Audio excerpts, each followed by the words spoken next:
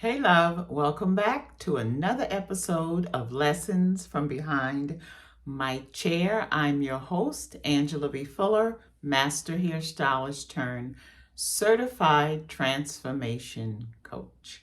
Today, as always, we have a very good topic conversation lined up, and I am so excited about diving in. But before we dive in, as always, I have a pop question for you. And that pop question is, what are you waiting for? That's right. What are you waiting for? I want you to take a moment and marinate on that question as we dive and move into this episode. Okay? So, truly, what are you waiting for? What do you believe is holding you back from doing what you say you would do, from diving in and achieving your goals, from diving in and creating that business, from diving in and making the positive changes necessary to say or to have what you say you want? And it's a question that I have asked myself over and over again. And there are a few things that I come up with that helps me to move out of that place of complacency and unclarity to get me going in the right direction. And so what I noticed was I had to ask myself, what are the conversations that I have with myself? When it comes to my goals, when it comes to making changes in my life, are my conversations positive? Are the conversations I'm having with myself, no one else but myself, are there driven conversations? Or do I find myself having passive conversations, conversations that keep me stuck, conversations that create doubt in my head? And I found that when everything is tracking, it's because I'm having real deep, honest conversations with myself. They're positive, they're driven. I question myself, I challenge myself. But the minute I gain traction, some type of fear steps in and it causes me to stall. And then I notice that my conversations become less vibrant. My conversations become more passive and less hopeful. I find myself asking, what if? And so many times we have to change how we communicate with ourselves. And we have to check ourselves. So every so often, I want to encourage you to just check in with yourself. Make sure you're having conversations that say go as opposed to stop and pause. Now, granted, there are times when we do have to pause and we do have to take inventory of how we're moving, of how we're thinking, of the words that we're telling ourselves. But that's not what I'm talking about. I'm talking about the times when you've already established what it is you want to achieve, when you want to achieve it. You have a game plan on how you're going to achieve it, but you find yourself stuck. And then, just as important as the conversations that you're having with yourself, the question also you have to ask is, who are you having conversations with? Because that is just as important. Are you talking with people, having conversations with people who are open and receptive to new ideas, to new way of doing things even though you're not unsure or there's some level of apprehension or fear?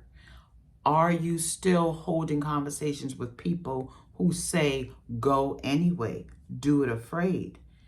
And then I also started having conversations with people When I look at goals that I've set, and I think these are just grand, impossible goals, I seek out to have conversations with people who view my impossible goals as being possible, because they push me beyond my comfort zone.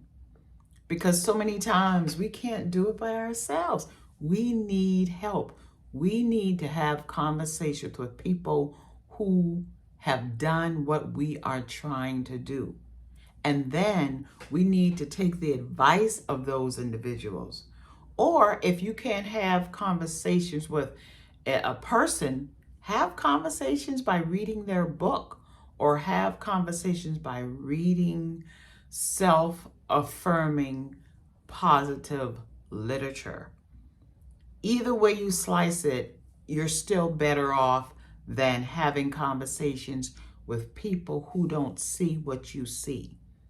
And a lot of times when we're going after our goals, sometimes we just have to prove it when it comes to a family member or close friends or close associates. Because a lot of times, believe it or not, people that are closest to us, they don't understand our goals because they know us on levels where our goals don't even come into play. So try and surround yourself, try and hold conversations with people who are on a similar journey as you, because they can help you when you feel like it's just impossible to achieve. They will help you to see the possibilities. And then when I think about the content that I create for my business, I had to remind myself that content is so much more than what I post on social media. You know, I believe that your content should tell the whole story of who you are, should tell the whole story of your brand, should tell the whole story of where you're headed. It's like this. I believe that your content should act as, like when you're going out and you go in your closet and you look for that outfit that just fully express how you're feeling. I think that's how your content, I think that's a way to look at content. Looking at content as the outer garment that you wear. It should tell the story of who you are. Tell the story of what you're feeling. I also think that content should be about how you formulate your words, how you want your ideas to go from what's in your head to putting your ideas out in the world as something very, very tangible. I believe that your content should allow you to fully express your brand, who you are, what you stand for in an easy, identifiable way. And also, it's this thing of competition. So many times we are afraid to get started. We are waiting because we are afraid of our competition. And I want to speak on that for a minute, because I have grown to believe that there is no such thing as competition. I believe that each of us came here to express something different from person A or person B. I believe that we all came here to leave a legacy that has nothing to do with person X, Y, or Z. So the only person or the only competition that you have is the competition of yourself, of your lower self. And when I say lower self, I'm simply talking about the things that you have already achieved. use that as a benchmark for going even further instead of using another person as your benchmark to measure how far you have to go. The only competition, the only person you have to compete with is the person that you were on yesterday. And I believe that if we use our own self as our own competitive barometer, I think we'll get more done. I think we'll stop waiting. The only person that we have to compete against is the person that we were on yesterday. And what everyone else is doing, it's just a distraction. And you don't want distraction to come between you and what you are trying to achieve. And also, burn the bridge. Because a lot of times when we feel like we have something that we can fall back on, darling, it's never positive. Because when you begin to see that bridge that you have crossed as a safety net, it's only a safety net for you to go back to. And so what it does, you begin to use it as a crutch to destroy your progressive move. Burn the bridge. There's no going back.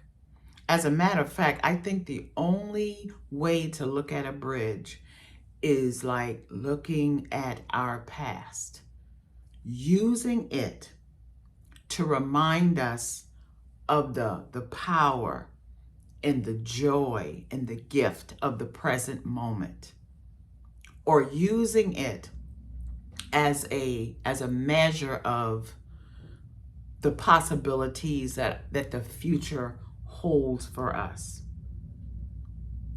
So when I say burn the bridge, I mean burn the bridge. Don't even look at as, ooh, I did this, so I can fall back and just marvel and rest in what I have already achieved. No. What you've already achieved has nothing to do with what there is for you to achieve. And I believe if you put what I just discussed, if you put these things into practice, you're giving yourself a fighting chance, a very good fighting chance of creating massive action for yourself and ultimately giving yourself the ability and the opportunity to realize the goals that you have for yourself and ultimately live in the lifestyle that you have for yourself and your family. And it also shows individuals, other individuals, what is possible for them. I hope you enjoyed this episode. And if you have, please share it out with someone that you know who might benefit from what I just discussed. And I'll see you on next Sunday on YouTube, and I'll talk to you on wherever you listen to podcasts next Sunday at 7 a.m. Okay? Talk to you then. Bye. Mwah.